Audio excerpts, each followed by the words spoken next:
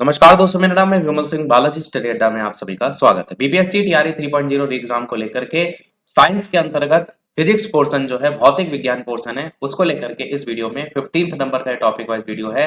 ये हम यहाँ पर ढेर सारी चीजें जो है वो देखेंगे और साथ ही साथ जो पेपर में इस बार आ चुका था क्वेश्चन, ये भी हम यहाँ पर देखेंगे। और वीडियो में बहुत ज्यादा चीजें हैं। अगर वीडियो ज्यादा बड़ा हुआ तो इसके दो पार्ट आपको देखने को मिलेंगे। लास्ट में क्वेश्चन हम आपसे भी जो है वो पूछेंगे। चलिए स्टार्ट करते हैं हमारा भौतिक विज्ञान। इससे पहले 14th नंबर का टॉपिक वाइज वीडियो देखा था। यदि नहीं देखा हो, साइड में बटन वीडियो मिल जाएगा, जहां पर हमने बिहार भूगोल आधारित टॉपिक कवर किया था। और बाकी टॉपिक वाइज अलग से प्लेलिस्ट में आप देख सकते हैं। और जो भी चीजें हम करा रहे हैं 1 से 5, 6 से 8, 9 से 10, 11 से 12 सभी के लिए। तो सबसे पहले तो मूल राशियां और उनके एसआई मात्रक आपको पता होना चाहिए। मूल राशियां कौन कौन सी हैं? टोटल 7 होती हैं। लंबाई, द्रव्यमान, समय, विद्युत धारा, ताप, पदार्थ की मात्रा और ज्योति तीव्रता। इन सभी का जो मूल मात्रक होता है, लंबाई का मात्रक मीटर, द्रव्यमान का किलोग्राम, समय का सेकंड, विद्युत धारा एम्पियर, ताप केल्विन, पदार्थ की मात्रा मोल और ज्योति तीव्रता का कैंडला। और ये इनके प्रतीक चिन्ह है। दो तरीके से क्वेश्चन बनते हैं, इनमें से कौन सा मूल राशि नहीं है। दूसरा, उनके मात्रक को लेकर के एक क्वेश्चन आपसे पूछा गया था, आपेक्षिक घनत्व। इसी बार वाले में देखेंगे BPSC TRE 3.0 PRT 1 to 5 language and GS official paper हुआ था 15 मार्च 2024 को। पेपर में क्वेश्चन आपके क्या पूछा गया था पीआरटी लेवल पर? इनमें से आपेक्षिक घनत्व के लिए सही इकाई इनमें से कौन सी है? इस तरीके से ऑप्शन थे। आंसर इनमें से कौन सा हो जाएगा? आंसर आपका यहाँ पर हो जाएगा मात्रक विहीन। जब यहाँ पर आपका आपेक्षिक वर्ड जुड़ गया है, तब आप क्या कहेंगे? आपेक्षिक घनत्व का कोई मात्रक नहीं होता। केवल घनत्व पूछा होता तो उसका मात्रक होता है, जो कि अभी हम आपको आगे दिखाएंगे। पर यहाँ पर आंसर क्या हो जाएगा? मात्रक विहीन। अब यहाँ पर और भी राशियां हैं और उनके मात्रक हैं, उनको आप देखिए। तो जिस प्रकार ये क्वेश्चन अभी पूछा गया था, इस पर बेस्ड ही हम यहाँ पर ये आपको अन्य राशियां और मात्रक करा रहे हैं, जो कि आपसे पूछा जा सकता है री एग्जाम में। तो सारे रटने होंगे आपको। क्षेत्रफल का क्या होता है? मीटर होता है। जैसे लंबाई मीटर में, चौड़ाई मीटर में, तो मीटर गुणे मीटर, मीटर स्क्वायर हो जाता है। आयतन में आपको 3 देखने को मिलती है वैल्यू, तो मीटर क्यूब हो जाता है। घनत्व जो है ये आपका किलोग्राम प्रति मीटर क्यूब होता है। आपके पेपर में जो पूछा गया था वो आपेक्षिक घनत्व पूछा गया था, और यहाँ पर क्या है? घनत्व है। तो दोनों में अंतर समझ रहे हैं। आपेक्षिक घनत्व जो है उसका कोई मात्रक नहीं, मात्रक विहीन। परंतु घनत्व का मात्रक क्या? तो आप कहेंगे किलोग्राम प्रति मीटर क्यूब। अच्छा, जो आपेक्षिक घनत्व होता है ना, इसको हम किसी भी पदार्थ के जब दर्शाते हैं तो उसके घनत्व और पानी के घनत्व के अनुपात के रूप में दर्शाते हैं। तो इसलिए आपेक्षिक जो घनत्व होता है वो समान मात्राओं का रेशियो होता है। इसीलिए आपका ये आयामहीन मात्रा होती है, इसीलिए इसकी कोई इकाई नहीं होती है। आंसर आपका यहाँ पर तो बी वाला हो जाएगा। आगे और बात करते हैं। वेग का मात्रक क्या होता है? मीटर प्रति सेकंड। त्वरण का मात्रक क्या होता है? मीटर प्रति सेकंड स्क्वायर। बल का मात्रक न्यूटन या फिर किलोग्राम मीटर प्रति सेकंड स्क्वायर। दो मात्रक आपको देखने को मिल रहे हैं। तो एमकेएस पद्धति, सीजीएस पद्धति, इस प्रकार से भी पूछा जाता है। कार्य का मात्रक अगर बात करें तो जूल होता है या फिर न्यूटन मीटर भी होता है। ऊर्जा का मात्रक जूल या फिर न्यूटन मीटर। शक्ति का मात्रक वॉट या फिर जूल प्रति सेकंड। समतल कोण का मात्रक रेडियन। घन कोण का मात्रक स्टेरेडियन। आवेग का मात्रक न्यूटन सेकंड। विद्युत आवेश का मात्रक कूलाम। विद्युत धारिता का मात्रक फैराडे। आवृत्ति का मात्रक हर्ट्ज। प्रतिरोध का मात्रक ओम। प्रतिरोधकता का मात्रक ओम मीटर। दाब का मात्रक पास्कल या न्यूटन मीटर स्क्वायर। ये बहुत ज्यादा आप देखेंगे अलग अलग एग्जाम में पूछा भी जाता है। उष्मा का मात्रक कैलोरी। विभवांतर का मात्रक वोल्ट। तरंग दैर्ध्य का मात्रक जो है एंगस्ट्रॉम होता है। ध्वनि की जो प्रबलता होती है उसका मात्रक डेसिबल। यहां से आपसे क्वेश्चन पूछा गया था पीआरटी लेवल पर। और क्वेश्चन क्या पूछा गया था मैं आपको पेपर भी दिखाता हूं। ये आपका पेपर है जिसमें क्वेश्चन आपसे पीआरटी में पूछा गया था कि ध्वनि के मापन की इकाई को कहा जाता है। ऑप्शन दिया गया था वोल्ट, वॉट, एम्पियर, इनमें से एक से अधिक या इनमें से कोई नहीं। तो आंसर क्या हो जाएगा? इनमें से कोई नहीं, क्योंकि ध्वनि के जो मापने की इकाई होती है वो आपकी डेसिबल में मापी जाती है। तो ऐसे ही कहीं से भी क्वेश्चन बन सकते हैं, इसीलिए जो चीजें भी रटा रहे हैं उसको रट के रखिएगा। वायुमंडलीय जो दाब होता है उसकी इकाई बार होती है, और एक बार की वैल्यू 10⁵ पास्कल के बराबर होती है। और ये पास्कल आपने वैल्यू ऊपर देखी थी दाब के मात्रक में। जल प्रवाह की जो दर होती है वो क्यूसेक में मापी जाती है, और ओजोन परत की जो मोटाई होती है उसकी जो इकाई होती है वो डॉप्सन में जो है वो मापी जाती है। आगे बढ़ते हैं। अब अगले पॉइंट की तरफ। सबसे पहले बात करते हैं प्रकाश वर्ष की। प्रकाश वर्ष क्या है? तो ये प्रकाश के द्वारा एक वर्ष में निर्वात में तय की गई दूरी को हम कहते हैं।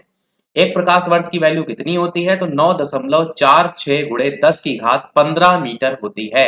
ये जूनियर लेवल पर बहुत क्वेश्चन रिपीट होता है, तो इसको वैल्यू को याद रखिएगा।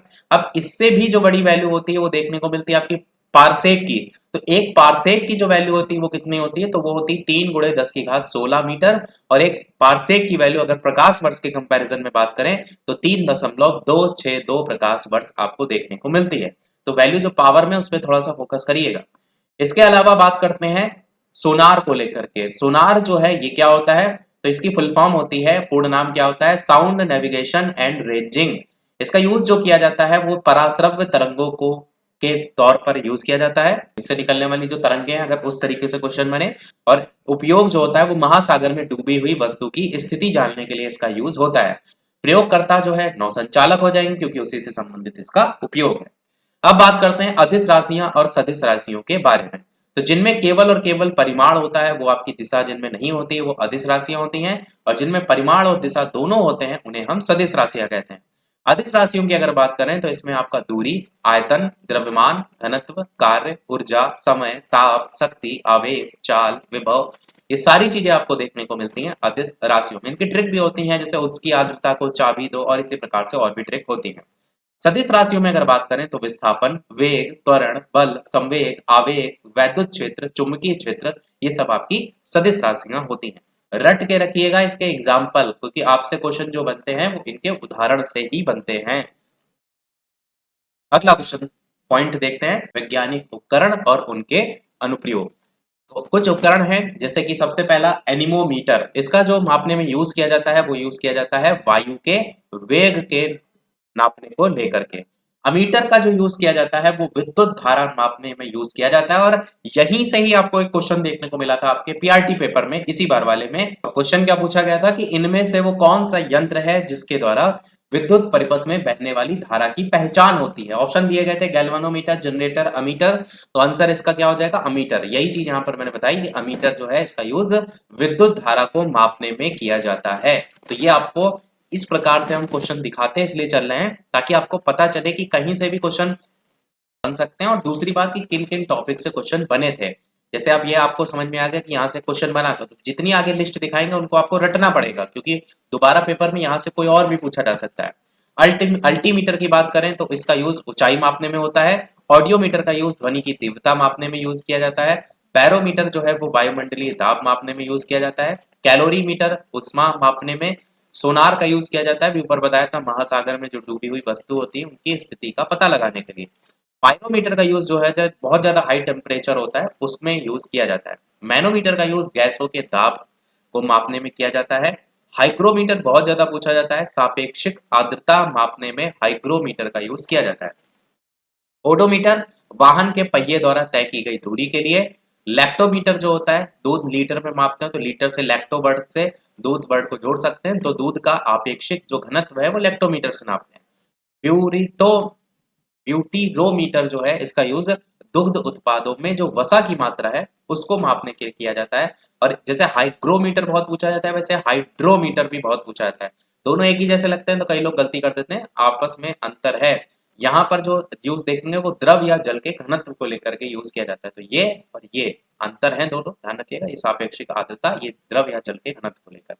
अगला है पोटेंशियोमीटर, जिसका यूज किया जाता है विभवांतर में।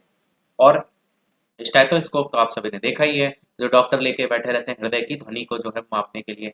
स्फेग्नोमैनोमीटर का यूज जो होता है रक्तचाप यानी ब्लड प्रेशर की मापने के लिए यूज किया जाता है। वो देखा होगा एक वो ज्यादातर डॉक्टरों के पास वही रहता है, ऑटोमेटिक वाली मशीन नहीं थी, उसमें हवा भरते हैं फिर वो धीरे से पारा बढ़ता है, उस तरीके से।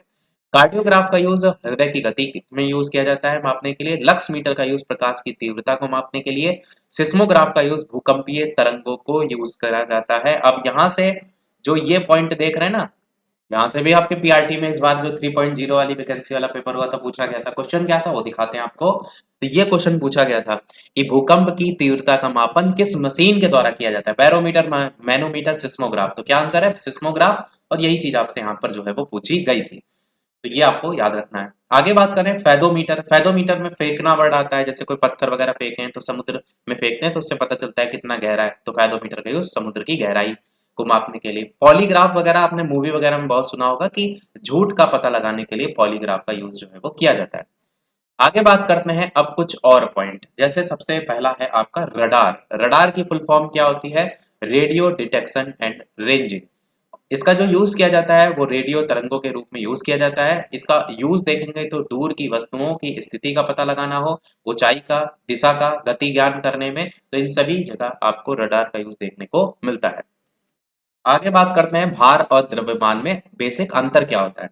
किसी भी वस्तु पर पृथ्वी द्वारा लगाया गया जो आकर्षण बल होता है वो आपका भार होता है, और किसी वस्तु या पदार्थ का जो परिमाण है वो आपका द्रव्यमान होता है। तो यहाँ पर आपका है जो पृथ्वी द्वारा लगाया गया आकर्षण बल है, और यहाँ पर बात हो रही परिमाण की।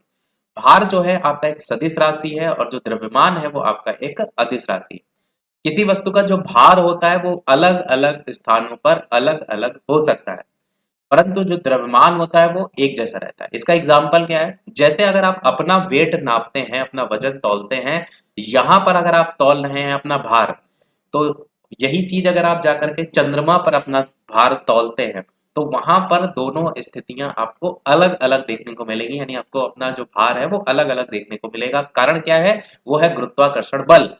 चंद्रमा पर अलग है तो इसके अकॉर्डिंग आपका जो भार है चंद्रमा पर बदल जाता है। वही बात कही गई कि किसी वस्तु का जो भार होता है वो भिन्न भिन्न स्थानों पर भिन्न भिन्न हो सकता है, पर द्रव्यमान ऐसा चीज है जो सदैव एक समय रहता है। मतलब यहाँ नापे चाहे आप जाकर के चंद्रमा पर नापे द्रव्यमान, तो आपका वैसे का वैसा ही रहेगा। अब बात करते हैं दूरी और विस्थापन में अंतर। दूरी की अगर बात करें तो दो बिंदुओं के बीच के पथ की जो पूरी लंबाई होती है वो कहलाती है दूरी, और विस्थापन क्या होता है? दो बिंदुओं के बीच की जो न्यूनतम लंबाई होती है वो आपकी कहलाती है विस्थापन। विस्थापन का एक दूसरा तरीके से भी समझ सकते हैं कि कोई चीज अगर पहले किसी प्लेस पर रखी वहां से खिसक के दूसरे स्थान पर पहुंच जाती है, तो ये भी आप कहेंगे उन दो बिंदुओं के बीच की जो न्यूनतम डिस्टेंस होती है उसको आप विस्थापन में रख सकते हैं।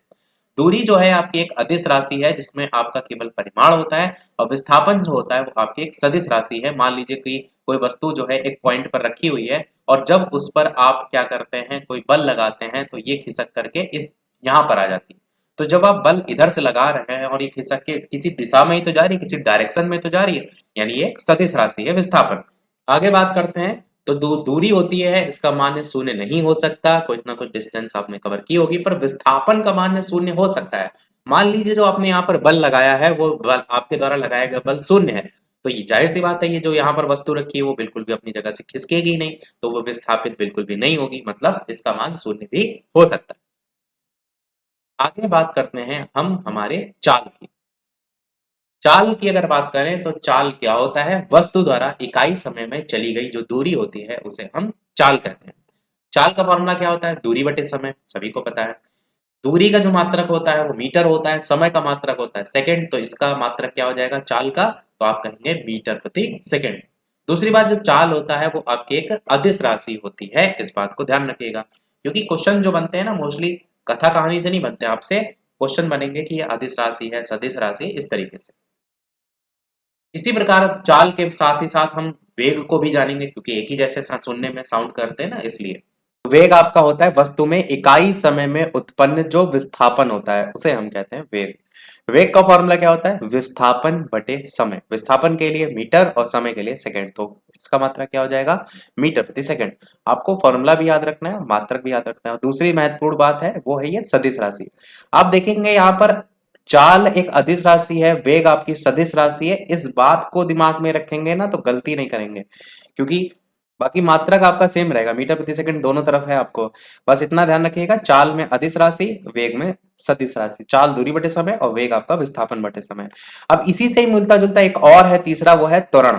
त्वरण में क्या होता है कि समय के साथ वस्तु के वेग में परिवर्तन की जो दर होती है वो कहलाती है आपकी त्वरण।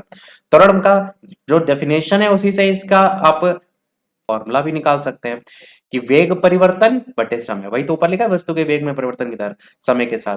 तो ये आपका जो वेग परिवर्तन है मीटर, समय के लिए सेकंड स्क्वायर, तो मात्रक क्या हो जाएगा त्वरण का? मीटर प्रति सेकंड स्क्वायर। और ये भी आपकी एक सदिश राशि ही है।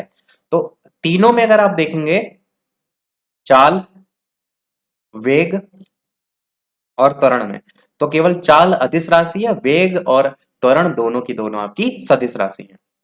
आगे बढ़ते हैं। न्यूटन का गति का पहला नियम। न्यूटन का गति का पहला नियम क्या कहता है कि यदि कोई वस्तु विरामावस्था में है तो तब तक वो विरामावस्था में रहेगी जब तक उस पर कोई बाह्य बल ना लगाया जाए, या अथवा एक समान गति में अगर कोई चल रही है तो सीधी रेखा में जब तक वो गतिमान है जब तक कोई बाह्य बल लगाकर उसको विरामावस्था में ना लाया जाए। तो वही लिखा है, वो अपनी अवस्था नहीं बदलेगी जब तक कोई उस पर बाह्य बल जो है वो ना लगाया जाए। न्यूटन की गति का जो पहला नियम होता है इसको और किन किन नामों से जाना जाता है, तो जड़त्व के नियम से जानते हैं हम, गैलीलियो के नियम से भी हम इसे जानते हैं। न्यूटन की गति के नियम में बस इतना ही याद रखिएगा, ज्यादातर नाम पूछ लिया जाता है और बाकी डेफिनेशन तो आपको रटी होगी। न्यूटन की गति का जो दूसरा नियम है उसमें क्या है, किसी भी वस्तु पर आरोपित जो बल होता है उस वस्तु के द्रव्यमान और उस वस्तु में जो बल की दिशा है उसमें उत्पन्न त्वरण के गुणनफल के बराबर होता है। अब आप कहेंगे तो रटने में थोड़ा कठिन लग रहा है, पर अगर इसका जो फॉर्मूला है वो देख लेंगे तो फिर आपको याद नहीं करना पड़ेगा, क्योंकि फॉर्मूला क्या होता है, F बराबर m यानी द्रव्यमान इंटू a यानी कि त्वरण। अब यही जो बात लिखी है यहाँ पर देखिए कि किसी वस्तु पर आरोपित बल, बल आपका F, उस वस्तु के द्रव्यमान, द्रव्यमान m, और उस वस्तु में बल की दिशा यानी कि इसी बल की बात हो रही है, और उसमें उत्पन्न त्वरण के गुणनफल, त्वरण का ये गुणनफल है ही है, उसके बराबर होता है, इसके बराबर है। तो बस ये केवल फॉर्मूला पता होना चाहिए आपको, F बराबर ma यानी बल बराबर द्रव्यमान गुणे त्वरण। ये आपका न्यूटन की गति का दूसरा नियम है। अब न्यूटन की गति के तीसरे नियम की तरफ बढ़ते हैं जो कि आपका है किससे संबंधित, कि जब कोई वस्तु किसी दूसरी वस्तु पर बल लगाती है तो दूसरी वस्तु भी पहली वस्तु पर विपरीत दिशा में बराबर का बल लगाती है। जैसे आप बंदूक से गोली छोड़ते हैं तो पीछे की ओर झटका आपको भी लगता है। इसके एग्जाम्पल बहुत से हैं, पर हम यहाँ पर जो मेन पॉइंट बता रहे हैं वो है इसका नाम, वो क्या है, क्रिया प्रतिक्रिया का नियम। ये न्यूटन की गति के तीसरे नियम को कहा जाता है। तो नाम से ज्यादातर क्वेश्चन बनने के चांसेस रहते हैं, बाकी यूपी लेवल पर पेपर देखते हैं तो उसमें ज्यादातर एग्जाम्पल से क्वेश्चन बन जाते हैं। यहाँ पर हमने इसीलिए एग्जाम्पल नहीं रखे हैं, बाकी एग्जाम्पल चाहे तो अपना थोड़ा बहुत स्टडी करने के परिप्रेक्ष्य से सर्च कर लीजिएगा। आगे बढ़ते हैं। वीडियो लाइक सभी लोग अवश्य करते रहिएगा, शेयर भी करते रहिएगा, और चैनल बनाए हो तो सब्सक्राइब करके जुड़ जाइएगा ताकि आगे जो भी वीडियो आप तक आए नोटिफिकेशन आप तक पहुंच जाए। टेलीग्राम चैनल से नहीं जुड़े हो तो बालाजी स्टडी अड्डा सर्च करके जुड़ जाइएगा। वीडियो की लाइक का जो टारगेट है वो 1000 लाइक का रख रहे हैं। जिस वीडियो में ज्यादा मेहनत करते हैं वहां पर लाइक थोड़ा सा बढ़ा देते हैं, तो जल्दी से सभी लोग लाइक कर दीजिएगा। जैसे ही लाइक कंप्लीट होंगे पीडीएफ ये हम आपको टेलीग्राम चैनल पर भेज देंगे। इससे पहले जितने भी जो वीडियो का टारगेट रखा था लाइक का उसमें से कुछ कुछ कंप्लीट हो गए हैं, वो पीडीएफ आप वहां से डाउनलोड कर लीजिएगा। बढ़ते हैं आगे, संवेग की बात करते हैं। तो संवेग की अगर बात करें, संवेग p, द्रव्यमान m और वेग v। तो संवेग बराबर क्या होता है, द्रव्यमान गुणे वेग। संवेग जो है आपकी एक सदिश राशि है, इस बात को ध्यान रखिएगा, और इसका जो मात्रक होता है वो होता है मीटर प्रति सेकंड। आगे बात करते हैं कार्य की। कार्य जो है वो आपका W होता है, और बल F, और बल की दिशा में विस्थापन। तो कार्य का फॉर्मूला क्या हो जाएगा, बल गुणे बल की दिशा में विस्थापन यानी F इंटू एस। अब यहां पर देखेंगे तो फॉर्मूला में थीटा की वैल्यू भी आती है, पर उतना डिटेल में आपसे नहीं पूछा जाता है। अदिश राशि आपकी है कार्य एक, इस बात को ध्यान रखिएगा, और इसका मात्रक जो है वो जूल याद रखिएगा। आपने देखा अभी मैंने जितना पेपर पीआरटी में दिखाया या जूनियर लेवल के भी अगर क्वेश्चन उठा करके देखेंगे तो आपसे ज्यादातर जो क्वेश्चन बने हैं वो उनके मात्रकों से बने हैं, या तो फिर अदिश सदिश से बन सकते हैं। तो ये पॉइंट आपको याद रखना है। आगे बढ़ते हैं। शक्ति। शक्ति की बात करें तो यह किसी मशीन अथवा कर्ता के कार्य की दर होती है। शक्ति की अगर बात करें इसके फॉर्मूले को लेकर तो शक्ति बराबर होता है कार्य यानी W और बटे समय यानी कि T। तो शक्ति बराबर कार्य बटे समय। मात्रक इसका क्या होता है, मात्रक होता है जूल प्रति सेकंड या फिर वॉट। शक्ति का मात्रक जूल प्रति सेकंड या तो वॉट। वैसे भी आप देखते हैं कि आपके घरों में जो बिजली वगैरह आती है, आप कहते हैं कि इतने वॉट का बल्ब है, उससे भी आप इसे याद कर सकते हैं जोड़ करके, बाकी इसका फॉर्मूला। एक अश्व शक्ति की वैल्यू कितने के बराबर होती है, 746 वॉट के बराबर होती है। आगे ऊर्जा का जो व्यवसायिक मात्रक है वो क्या कहलाता है, वो होता है kWh, जिसको हम क्या कहते हैं, किलोवाट आवर। तो आपके घर में जो बिजली कनेक्शन होता है वो kWh फॉर्म में ही देखने को मिलता है। कहते हैं ना 1 किलोवाट का कनेक्शन है कि 2 किलोवाट का है कि 3 किलोवाट का है। तो जो व्यवसायिक स्तर पर आपको वैल्यू देखने को मिलती है ऊर्जा की वो आपको kWh में देखने को मिलती है। 1 किलोवाट घंटा जो है kWh की वैल्यू, अगर एक की वैल्यू जूल में बात करें तो कितनी देखने को मिलती है, तो 3.6 इंटू 10⁶ जूल, और ये आपका टोटल एक यूनिट के बराबर इस तरीके से हो जाएगा। तो ये वैल्यू जूल वाली याद रखिएगा। अब आगे बात करते हैं ऊर्जा को लेकर के। तो ऊर्जा जो है ये किसी वस्तु के कार्य करने की क्षमता को जो है वो कहते हैं। ऊर्जा कैसी राशि है, एक अदिश राशि है। ऊर्जा का मात्रक क्या होता है, ऊर्जा का मात्रक जूल होता है। टाइप की अगर बात करें, प्रकार की बात करें, तो आपका यांत्रिक ऊर्जा टाइप होता है, प्रकाश ऊर्जा टाइप होता है और ध्वनि ऊर्जा टाइप होता है। तीन टाइप मुख्यतः आपको देखने को मिलते हैं, अदिश राशि, मात्रक जूल और टाइप 3 यांत्रिक ऊर्जा, प्रकाश ऊर्जा और ध्वनि ऊर्जा। यांत्रिक ऊर्जा जिसमें से आप सबसे पहला देख रहे हैं, इसका फॉर्मूला होता है यांत्रिक ऊर्जा बराबर गतिज ऊर्जा प्लस स्थितिज ऊर्जा। यहां पर इनके भी अलग अलग फॉर्मूले होते हैं और इनसे भी क्वेश्चन बनता है, पर पहले इस बेसिक चीज को समझिए कि गतिज ऊर्जा प्लस स्थितिज ऊर्जा यांत्रिक ऊर्जा के बराबर आपका होता है। और जो यांत्रिक ऊर्जा है वो आपका कहां से निकल करके आ रहा है, वो इस ऊर्जा के टाइप में से निकल करके आ रहा है। अब गतिज ऊर्जा जो है, सबसे पहला नंबर इसकी बात करते हैं। गतिज ऊर्जा जिसको हम के यानी काइनेटिक एनर्जी के नाम से जानते हैं, ये क्या होता है, तो नाम में ही गतिज है मतलब गति, ये किसी वस्तु में उसकी गति के कारण जो ऊर्जा होती है वो आपकी कहलाती है। फॉर्मूला क्या होता है काइनेटिक एनर्जी का, तो half m v square formula होता है, जहां पर एम इसका द्रव्यमान होता है, वी जो है उसकी चाल होती है। तो ये फॉर्मूला आपको दिमाग में रखना है। अब आप सोचेंगे क्या फॉर्मूले पूछे जाते हैं, तो देखिए कई बार फॉर्मूला ना पूछ करके कोई क्वेश्चन भी न्यूमेरिकल के पर बेस्ड पूछा जा सकता है कि आपको द्रव्यमान दे दिया, चाल दे दी और आपसे पूछ लिया जाए गतिज ऊर्जा क्या है, तो आप तो फॉर्मूला से आसानी से रख के निकाल सकते हैं। और ये चीज अगर 6 से 8 के लेवल पर देखेंगे तो वहां तो आपका न्यूमेरिकल बन ही जाते हैं क्वेश्चन। ये हो गया आपका काइनेटिक एनर्जी। दूसरा आपका है स्थितिज ऊर्जा। स्थितिज ऊर्जा की बात करते हैं तो ये किसी वस्तु में उसकी स्थिति और उसकी आकृति परिवर्तन के कारण जो ऊर्जा है, नाम में स्थितिज ऊर्जा है, तो ये आपका स्थितिज। और इसमें जो पीई है ये आपका है पोटेंशियल एनर्जी। तो इसका फॉर्मूला क्या होता है, एम जी एच होता है। इसका फॉर्मूला एम क्या है, द्रव्यमान है, जी क्या है, गुरुत्वीय त्वरण है, एच क्या है, इसकी ऊंचाई है। उदाहरण क्या है इसका, तनी हुई कमान और तनी हुई स्प्रिंग में संचित ऊर्जा, ये आपका स्थितिज ऊर्जा का एक एग्जाम्पल हो गया। इनके एग्जाम्पल जो क्वेश्चन बन जाते हैं, तो ये एग्जाम्पल अच्छा दिया हुआ है, इसको आप याद रखिएगा। बाकी इसकी डेफिनेशन से भी आप निकाल पाएंगे अगर कोई एग्जाम्पल थोड़ा सा घुमा करके पूछा गया। आगे बढ़ते हैं, ऊर्जा संरक्षण का नियम। ये क्या है ऊर्जा संरक्षण का नियम, तो तीन मुख्यतः बातें इसमें देखने को मिलती हैं कि ऊर्जा का केवल और केवल एक रूप से दूसरे रूप में रूपांतरण हो सकता है। ऊर्जा को ना तो उत्पन्न कर सकते हैं ना ही नष्ट कर सकते हैं, और रूपांतरण के पहले और रूपांतरण के बाद कुल ऊर्जा सदैव अचर रहती है। तो यहां से क्वेश्चन बनने के जो चांसेस रहेंगे वो वन लाइन के तौर पर अगर पूछा जाए कि उन ऊर्जा संरक्षण के नियम के आधार पर इनमें से कौन सा कथन सही है, तो ये तीन बातें ध्यान रखिएगा कि अगर इससे संबंधित कोई लाइन लिखी हो तो ये लास्ट वाला, पहले दूसरा तो आसान है, ये याद रखिएगा कि वो रूपांतरण से पहले और रूपांतरण के बाद जो टोटल ऊर्जा होती है वो सदैव अचर रहती है, इस बात को ध्यान रखिएगा। अब ऊर्जा रूपांतरण के उदाहरणों से क्वेश्चन बनते हैं कि किस का रूपांतरण के बाद किस में देखने को मिलता है। जैसे सबसे पहला डायनमो है। डायनमो की अगर बात करें तो ये आपका क्या काम करता है, यांत्रिक ऊर्जा से विद्युत ऊर्जा में परिवर्तन का काम करता है। दूसरा है विद्युत जनित्र, ये आपका यांत्रिक ऊर्जा से विद्युत ऊर्जा में परिवर्तन का काम करता है। तीसरा है विद्युत मोटर, जो कि आपका विद्युत ऊर्जा से यांत्रिक ऊर्जा में परिवर्तन का काम करता है। टरबाइन की बात करें तो यांत्रिक ऊर्जा से वैद्युत ऊर्जा में।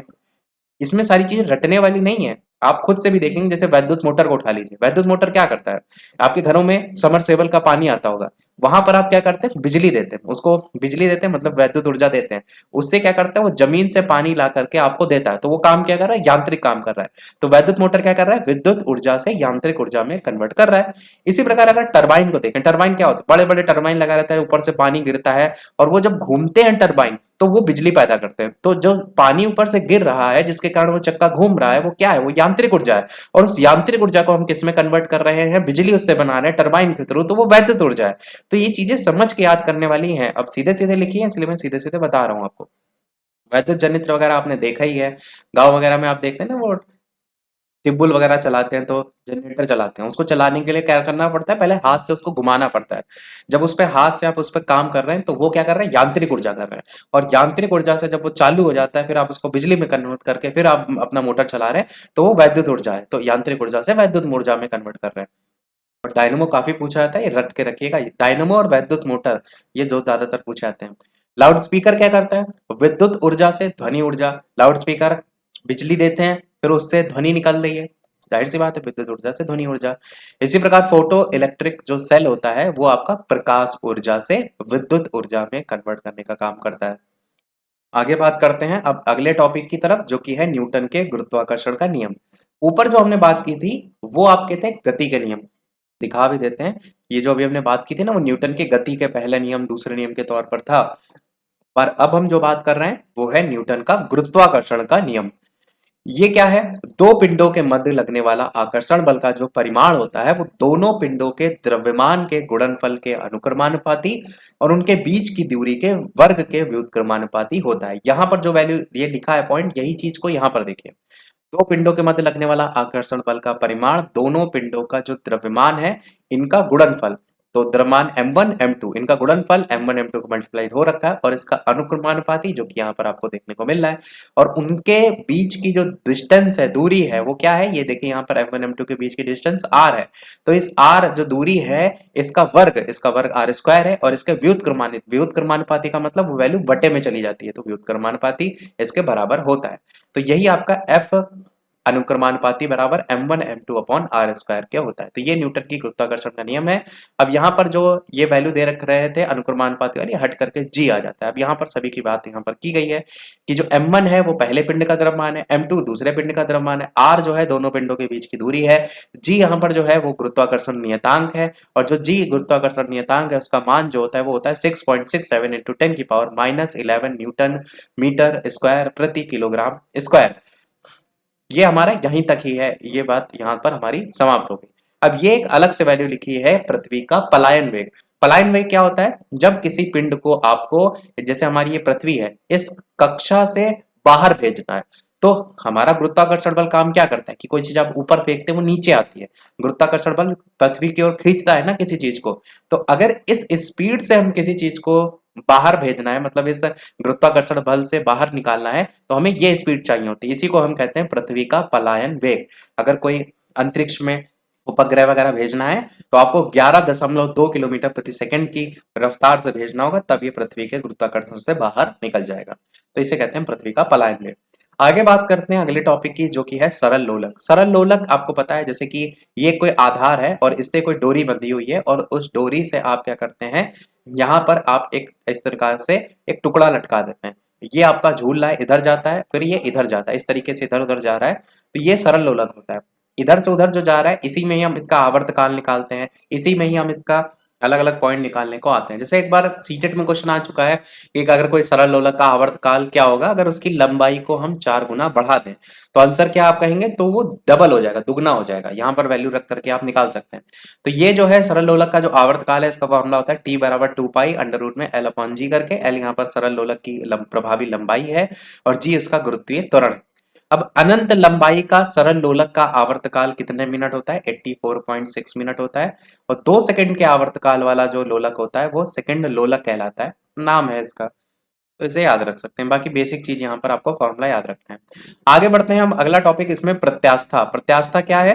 तो वस्तु का वो गुण जो जिसके कारण वस्तु पर लगा जो बाह्य बल है हटाने पर वो वस्तु क्या करे, अपनी प्रारंभिक आकार और आकृति में आने का प्रयास करता है। जैसे एक बलून को आप फुलाते हैं, उसको दबाते हैं तो पिचक जाता है, फूटे ना वो वाला बलून, फिर वापस से अगर छोड़ देते हैं तो वापस से वो अपना आकार ले लेता है। बलून की जगह कोई और भी एग्जाम्पल लेंगे तो बहुत से एग्जाम्पल मिल जाएंगे। तो प्रत्यास्था बेसिकली वही होता है। जैसे अगर हम एक गेटिस कोई ले लें, गेटिस को आप खींचते हैं तो कितनी लंबी खिंच जाती है, वापस से छोड़ देते हैं तो वापस से गेटिस छोटी सी हो जाती है। तो रबर बैंड जिसको कहते हैं इंग्लिश में। तो वस्तु का वो गुण जिसके कारण वस्तु पर लगा बाह्य बल हटाने पर वो वस्तु अपनी प्रारंभिक आकार और आकृति में आने का प्रयास करती है, उसे कहते हैं प्रत्यास्था। अब पूर्ण प्रत्यास्थ वस्तुएं के उदाहरण में आप याद रख सकते हैं, जैसे कि क्वार्ट्ज बाह्य बल हटाते हैं तो अपनी प्रारंभिक अवस्था को ये पूर्णता प्राप्त कर लेता है। प्रत्यास्था समझ गए होंगे। अब यहाँ पर कुछ ऐसे भी एग्जाम्पल दिए हैं जो अपनी प्रारंभिक अवस्था में नहीं आते हैं, जैसे पूर्ण प्लास्टिक वस्तुएं, उदाहरण के लिए जैसे मोम है। मोम क्या बाह्य बल हटा देंगे तो क्या वापस अपनी प्रारंभिक अवस्था में आ जाएगी? नहीं आएगी, तो प्रारंभिक अवस्था में नहीं लौटती है। तो मतलब किन में प्रत्यास्था का गुण होता है, किस में नहीं होता है, उसी को बेसिकली यहाँ पर बताया गया। आगे बढ़ते हैं पृष्ठ तनाव।